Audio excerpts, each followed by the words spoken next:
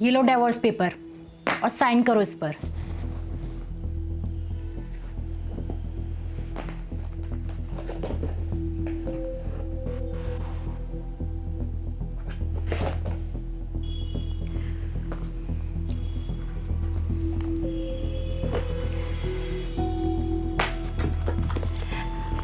Finally I am free. तुमको पता है मैं कितना परेशान हो गई थी, अरे तंग आ गई थी तुम्हारे खर्चे उठा उठा के। और वैसे भी यार ये रिश्ता कब तक टिकता, एक ना एक दिन तो खत्म होना ही था। और फाइनली भगवान ने मेरी सुन ली और ये रिश्ता ना यहीं का यहीं खत्म हो गया। चलो अब मैं चलती हूँ। और वैसे भी अब शायद ही मैं तुम्हारी शक्ल देखूं। शीतल, तुम्हारी हिम्मत कैसे हुई मुझे टच करने की?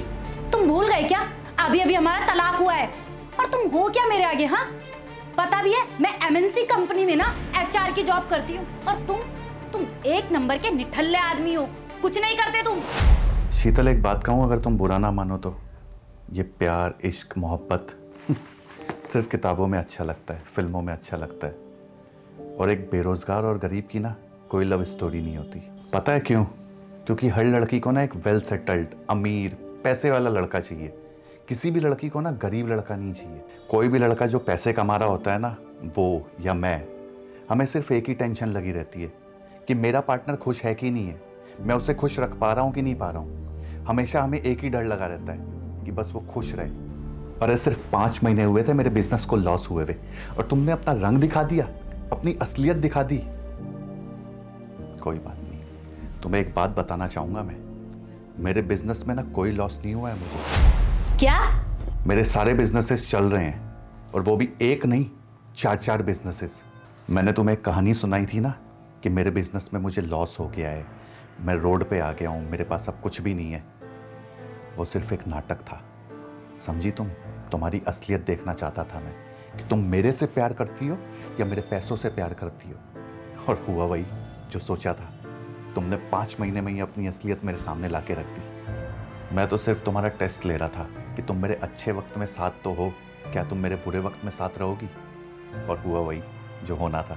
मेरे दोस्त ने सही कहा था जब मैंने तुम्हारी फोटोज को दिखाई थी कि ये वही लड़की है जो 3 और लोगों को बेवकूफ़ बना के आ चुकी है। इसको सिर्फ और सिर्फ पैसों से प्यार है। मैंने जब अपने दोस्त को तुम्हारी फोटो दिखाई थी ना, तो उसने सही बोला था कि ये वही लड़की है जो कि 3 लोगों को बेवकूफ़ बना के आ चुकी है।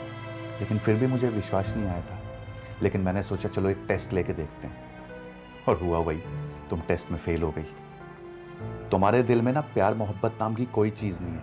तुम्हें अगर मतलब है ना तो सिर्फ और सिर्फ पैसों से। और मैं बेवकूफ़ तुमसे प्यार कर बैठा, तुम्हें अपना दिल दे बैठा।